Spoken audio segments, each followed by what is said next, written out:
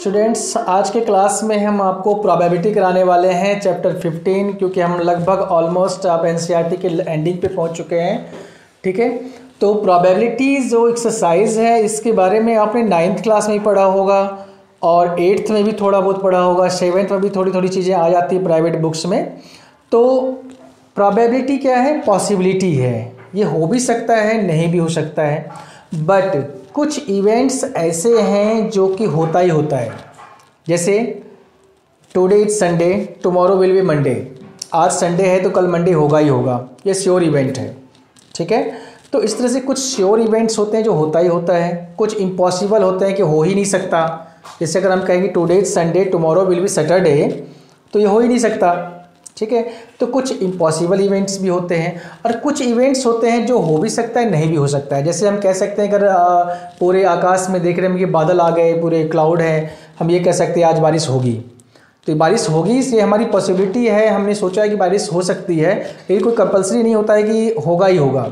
हो सकता है कि बारिश हो भी और उस पर बारिश नहीं भी हो। तो ऐसे जो इवेंट्स हैं इसकी हम जो डिस्कशन करते हैं और इसका जो हम तैयारी करते हैं वो चैप्टर है आपका प्रोबेबिलिटी। तो प्रोबेबिलिटी में जो कुछ पॉसिबिलिटीज़ हैं वो मैं आपको पहले बता रहा हूँ, ये थोड़ा सा बेसिक मैंने समझाया। अब देखिए, प्रोबेबिलिटी में दो चीज़ें हो सकती है, या तो कोई काम हो सकता है या कोई काम नहीं हो सकता। ठीक है, दो चीज़ें तो पहले पक्की है, पहले इसका देख लेते हैं।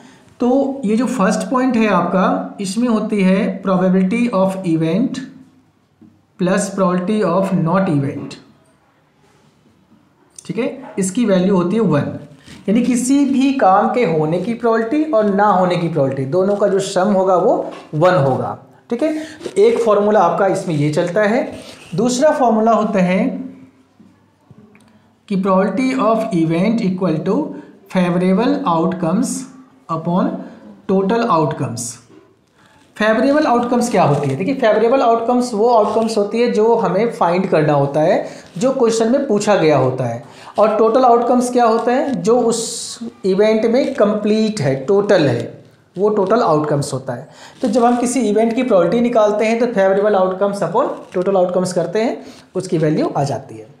अब देखिए, एक चीज़ हमेशा ध्यान में रखिएगा कि जो प्रोबेबिलिटी होती है किसी भी इवेंट की, probability of any event should be 0 to 1, 0 से 1 तक होनी चाहिए। यानी अगर कोई इम्पॉसिबल इवेंट है कि हो ही नहीं सकता तो उसकी प्रोबेबिलिटी क्या हो जाएगी? 0।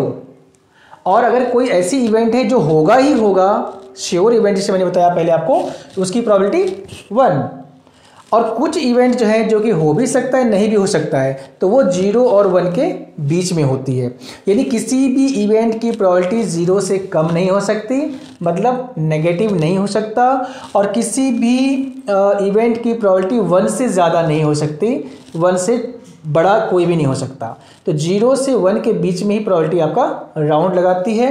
0 भी हो सकता है, 1 भी हो सकता है, और उसके बीच के कोई भी नंबर हो सकते हैं।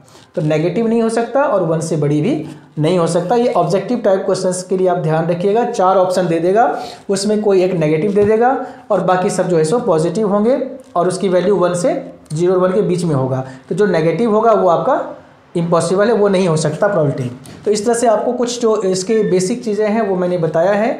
अब जो इसमें जो टर्म यूज़ हो रहे हैं, यानी कहाँ कहाँ कौन कौन से क्वेश्चंस पूछे जा रहे हैं आपके 10th के सिलेबस में, तो मैं उसके बारे में आपको पूरा बता रहा हूँ कि प्रोबेबिलिटी में किस तरह के क्वेश्चंस पूछे जाते हैं और उसका फुल बेसिक क्या है। आज का चूँकि मैंने क्लास ही आपको बताया है फुल बेसिक, तो आज की क्लास में हम प्रोबेबिलिटी के चैप्टर में जो भी आपके बेसिक्स हैं, जो भी आपके कंप्लीट टर्म हैं, उन सभी टर्म की जानकारी आपको हम देंगे। इसके बाद नेक्स्ट क्लास में हम आपको क्वेश्चंस करा के बताएंगे कि कैसे क्वेश्चन होते हैं। ठीक है, क्वेश्चन बहुत ही सिंपल है, आपने 9th में भी किया होगा, बस वही काम 10th में करना है। बस यहाँ पे आपको समझना ज़रूरी है कि अगर कार्ड्स पे बेस्ड सम्स हैं तो कार्ड्स में होते क्या क्या हैं। ठीक है, कॉइन्स पर बेस्ड सम्स है तो कॉइन्स में क्या क्या हो सकता है, अगर डाइस पे बेस्ड सम है तो डाइस में क्या क्या नंबर हो सकते हैं। तो इस तरह के क्वेश्चंस को आपको समझना बहुत ज़रूरी है। तो चलिए पहले स्टार्ट करते हैं हम।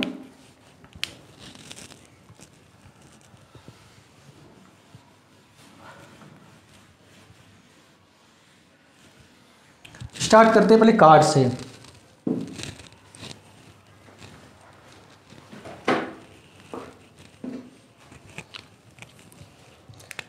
देखिए कार्ड्स टोटल कितने हैं, कार्ड्स जो होते हैं टोटल वो होते हैं 52। ठीक है, टोटल कार्ड्स आपके 52 हैं, जो प्लेइंग कार्ड्स होते हैं 52 हैं। अब 52 कार्ड्स में 26 कार्ड्स ब्लैक के हो जाते हैं और 26 कार्ड रेड के हो जाते हैं। ये ब्लैक के कार्ड हैं और 26 रेड के कार्ड हैं। मैं इसको रेड से ही लिख देता हूँ। ठीक है, तो 52 कार्ड्स दो पार्ट में चेंज हो गया, 26 ब्लैक 26 रेड। अब 26 जो रेड कार्ड है ये भी 2 पार्ट्स में डिवाइड हो जाएगा, 13 और 13 के ग्रुप में। ये जो 13 कार्ड्स हैं ये हैं डायमंड्स के,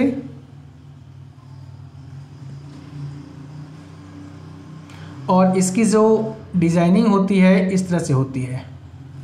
ठीक है, और ये जो 13 कार्ड्स हैं वो हैं हार्ट के, और इसकी जो डिजाइन होती है वो दिल की तरह होती है।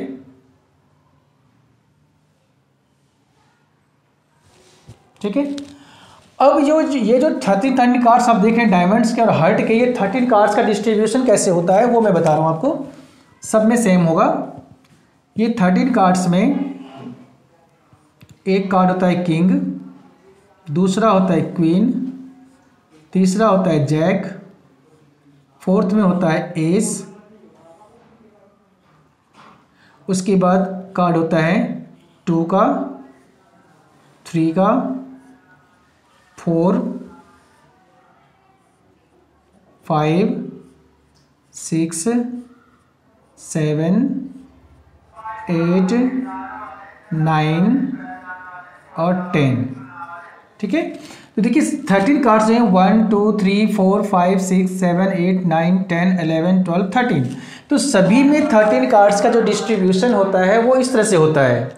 13 कार्ड्स में एक कार्ड होगा किंग का जिसमें के लिखा होगा। सब में ध्यान रखिएगा, ये रेड कार्ड है तो रेड कार्ड होगा, रेड में इस तरह के शेप बने होंगे सभी में। एक क्वीन होगा, एक जैक होगा, एक एस होगा। एस जो है वो अलग है कार्ड है। अब इस 3 कार्ड में किंग क्वीन और जैक जो तीनों कार्ड हैं इसमें आपका फेस बना होता है, तो इसे हम कहते हैं फेस कार्ड्स। ठीक है, इन तीनों में चेहरा बना होता है, फेस बना होता है। और ये जो कार्ड है आपका एस, ये एक अकेला ही है, इसका किसी के साथ ना तो ये नंबर कार्ड में जाता है ना ये फेस कार्ड में जाएगा।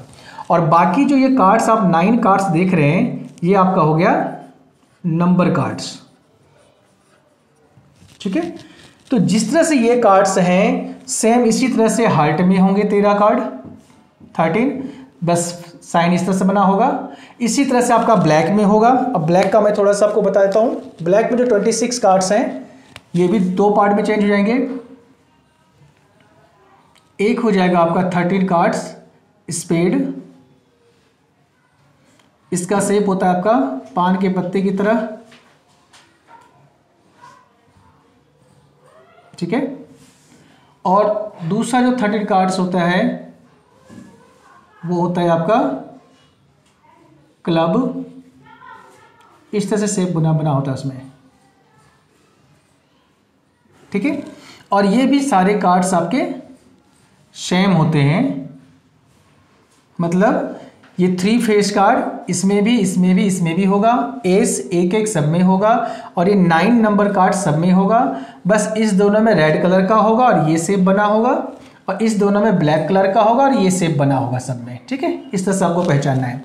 तो अब देखिए जो टोटल कार्ड्स आपके पास हैं वो कितने हो जाएंगे। फेस कार्ड 3 3 3 3 कितने हो गए, 12 टोटल हो गए फेस कार्ड। एस आपके पास टोटल हो गए 4, और जो नंबर कार्ड्स हैं 9 9 9 9 ये हो गए 36। इन तीनों को ऐड करिएगा तो कितना आ जाएगा आपका 52 कार्ड्स। तो टोटल जो 52 कार्ड्स का डिस्ट्रीब्यूशन है आपके सिलेबस में वो इस तरह से है। अब इसमें बहुत तरह के क्वेश्चंस आपके हो जाएंगे। ठीक है। कई क्वेश्चंस में आपको कुछ कार्ड्स रिमूव कर दिया जाता है, बाकी कार्ड्स का प्रोबेबिलिटी निकालना होता है। कईयों में रिमूव नहीं किया होता है, साफ 52 कार्ड्स का पैक दे देगा और उसमें से कहेगा कि आपको फेस कार्ड की प्रोबेबिलिटी निकालिए। Face card of red colour, face card of black colour, इस तरह से हो सकता है। जैक हो सकता है, जैक का आपको पूछ दे। तो बहुत सारे क्वेश्चन इसमें उठते हैं, जैसे मैं एक्सरसाइज में आपको कराऊंगा। अभी आपको ये फुल हमने डिटेल बेसिक बताया है कार्ड्स का, ठीक है। तो कार्ड्स का आपका जो बेसिक है वो ये है। इस तरह से इसमें कार्ड्स के बारे में आपको पूरी नॉलेज मिल जाएगी इससे। अब कार्ड्स के बाद आता है डाइस का। अब देखिए डाइस में 1 डाई और 2 डाइस दोनों को देखना है हमें।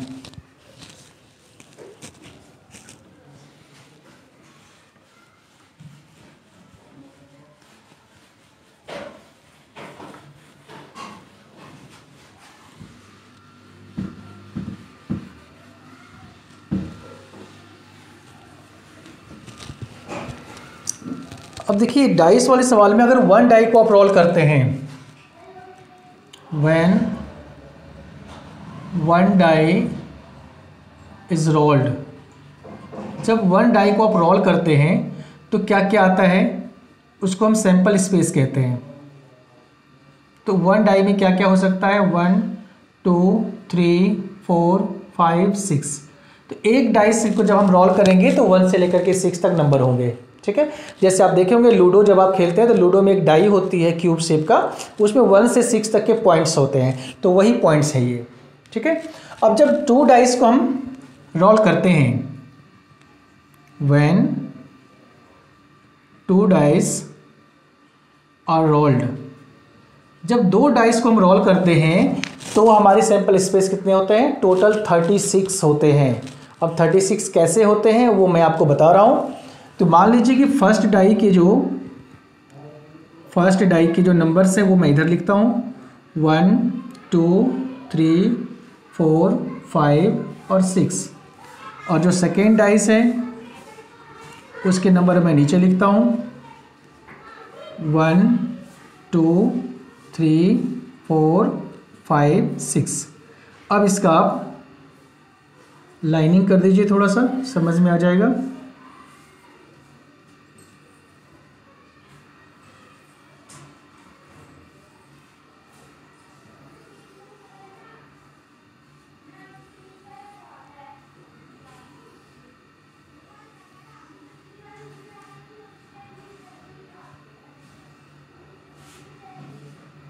ठीक है।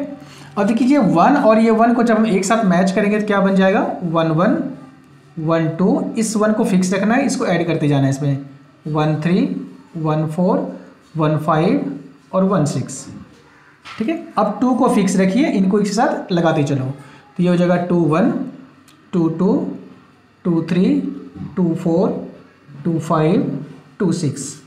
अब 3 को फिक्स करते हैं, 3 1 3 2 3 3 3 4 3 5 और 3 6। 4 को फिक्स कर लो, 4 1 4 2 4 3 4 4 4 5 4 6। 5 को फिक्स कर लेते हैं, 5 1 5 2 5 3 5 4 5 5 5 6। 6 को फिक्स करते हैं, 6 1 6 2 6 3 6 4 6 5 और 6 6, ठीक है। तो ये टोटल आपके पास 6 जब 2 डाइस को आप रोल करेंगे तो 36 मिलेंगे। आप काउंट करेंगे तो 1 2 3 4 5 6 एक में है, तो टोटल ये 6 है। तो टोटल यहाँ पे आपका टोटल आउटकम से कितना बनेगा, हमेशा 36 बनेगा। जब भी आप 2 डाइस को रोल करोगे तो टोटल आउटकम से इसका 36 बनेगा, ठीक है। तो 1 डाइस में 6 बनेगा, 2 डाइस में 36 बनेगा। इस पर बेस्ड बहुत तरह के सवाल आते हैं, इवन ऑड, डबलेट पेयर, सम का क्वेश्चन आएगा, प्रोडक्ट का क्वेश्चन आएगा, बहुत तरह के क्वेश्चन इसमें से आते हैं पेपर में। तो वो मैं आपको जब क्लास लूँगा तो बताऊँगा। अभी सिर्फ आपको इसके मैं बेसिक समझा रहा हूँ कि क्या क्या कुछ टोटल आउटकम्स में होता है। अब एक चीज़ें और देखना है इसमें हमें, वो है क्वाइंस वाला।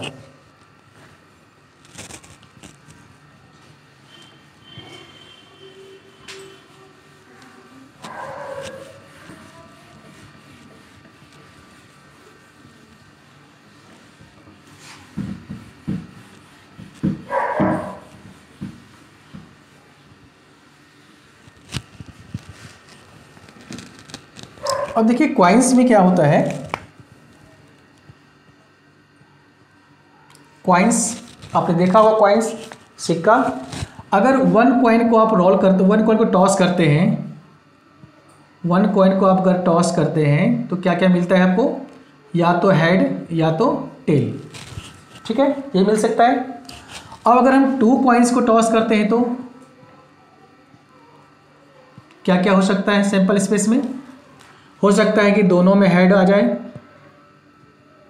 हो सकता है कि एक में हेड आ जाए एक में टेल आ जाए, हो सकता है दोनों में टेल आ जाए, या हो सकता है कि एक में टेल और एक में हेड आ जाए, ठीक है। तो ये पॉसिबिलिटी है, यानी जब वन कॉइन को टॉस करेंगे तो इसका टोटल आउटकम्स क्या बनेगा, 2।